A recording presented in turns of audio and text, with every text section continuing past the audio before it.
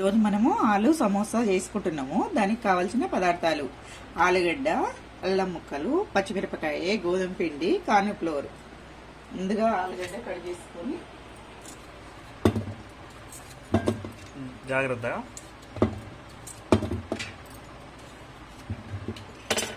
పోసుకొని మునిగే తట్టు పోసుకోవాలి. మంచిగా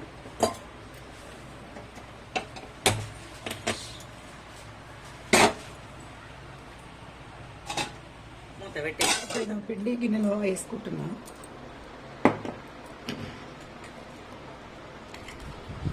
ఉప్పు కొంచెం, చిన్న చెంచాతో ఒక చెంచా ఓమా. గొంతు పట్టుకుందా?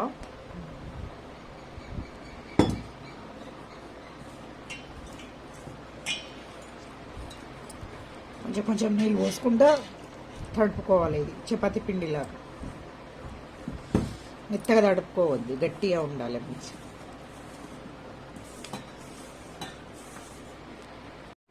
ఈ విధంగా తడుపుకోవాలి. గట్టిగా అయింది. ఇది తడిపినా కొద్దిసేపు నానుతుంది. నానబెట్టుకోవాలి 15 నిమిషాలకి. టేస్ట్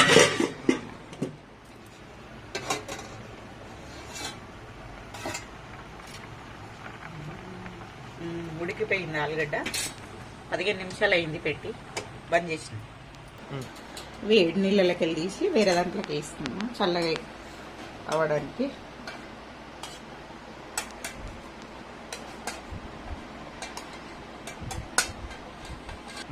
అన్ని విధా తీసి ప్లేట్లోకి పెట్టుకోవాలి.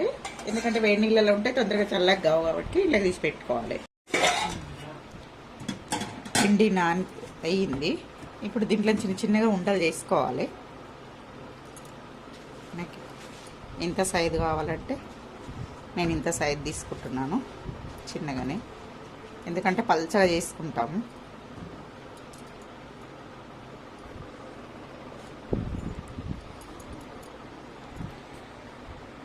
ఇప్పుడు కార్న్ ఫ్లోర్ వేసుకుంటున్నాను నేను తాల్చడానికి. ఎందుకంటే కార్న్ ఫ్లోర్ వేసుకుంటే మంచిగా తిరుగుతుంది. చపాతి చేసుకుంటుంటే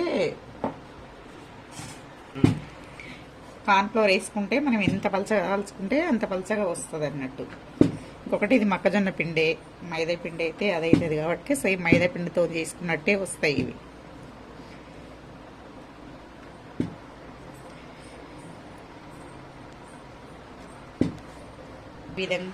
అన్ని విధంగా చేసి పెట్టుకోవాలి. అన్ని విధంగా చేసుకున్నాము. చేసి పెట్టుకొని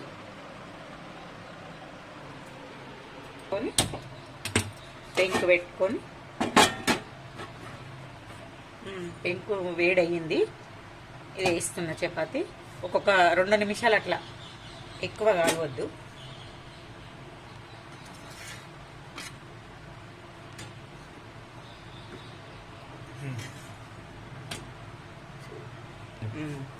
ఈ విధంగా కాల్చుకోవాలి. పచ్చిగానే మొత్తం ఇట్లా కాలవద్దు చపాతీలు. అన్ని విధంగానే కాల్చుకోవాలి. కర్రీ వేసుకోవడానికి గిన్నె పెట్టుకున్నాము. ఆయిల్ వేసుకోవాలి.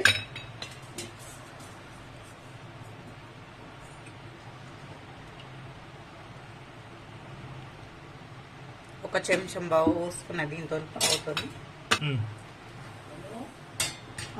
ఆవాలు,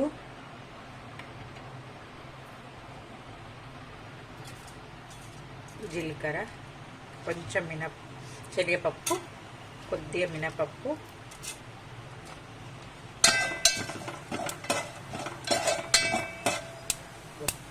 అల్లం ముక్కలు,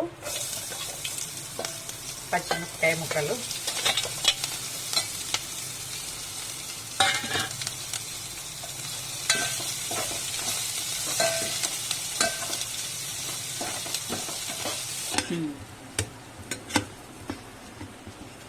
ఆలుగడ్డ పొట్టు తీసుకొని ఉడికినాయి కదా, ఈ విధంగా చేసుకోవాలండి. చిన్న చిన్నగా ఇట్లా మెత్తగా అంతా ఈ విధంగా మెత్తగా పేస్ట్ ఇట్లా చేసుకోవాలి. ఇందులోనే పసుపు తగినంత పసుపు వేసుకోవాలి. ఉప్పు సరిపో. ఇప్పుడు ఆలుగడ్డ వేసి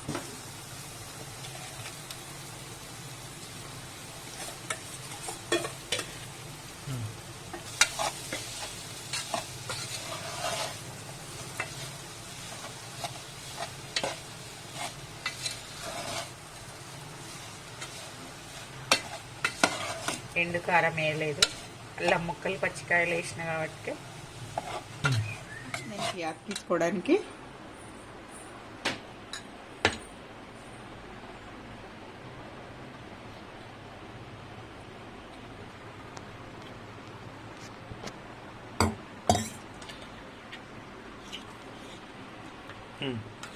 ఈ విధంగా కలిపి ఉంచుకోవాలి. సమస్తలకు స్టవ్ రెడీ అయ్యింది. స్టవ్ ఆఫ్ చేసేస్తున్నాను. మనం కాల్చుకున్న చపాతీలను ఈ విధంగా కట్ చేసుకోవాలి సైడ్లకు, ఎందుకంటే అంతా సమానం.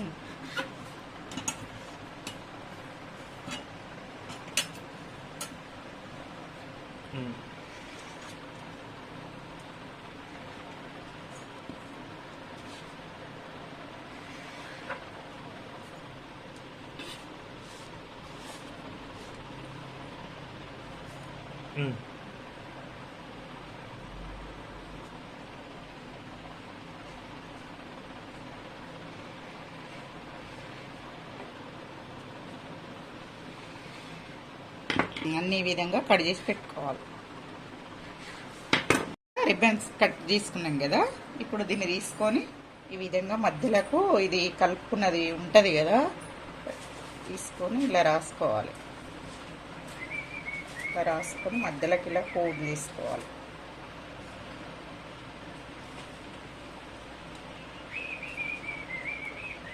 చేసుకొని మళ్ళీ కరెక్ట్ ఇలాగే ఇట్లా ఫోల్డ్ రావాలి. అన్ని విధంగా చేసుకోవాలి.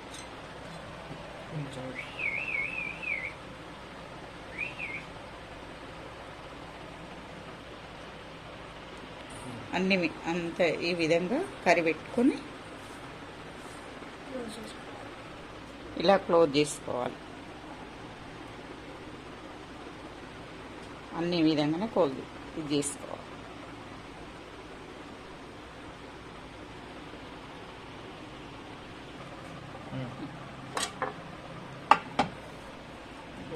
ఈ విధంగా చేసి పెట్టుకోవాలి. స్టవ్ ముట్టించుకొని నూనె పెట్టేస్తున్నాను. ముందుగానే పోసి పెట్టుకున్నాను నేను. ఆయిల్ వేడయింది.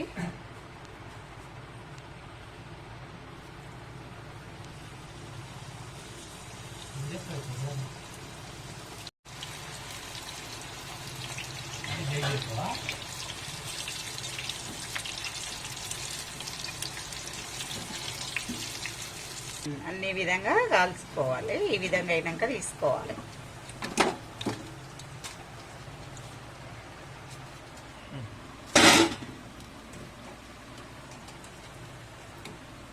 సమోసా స్పైసీ ఇంకా క్రిస్పీ వేడి వేడి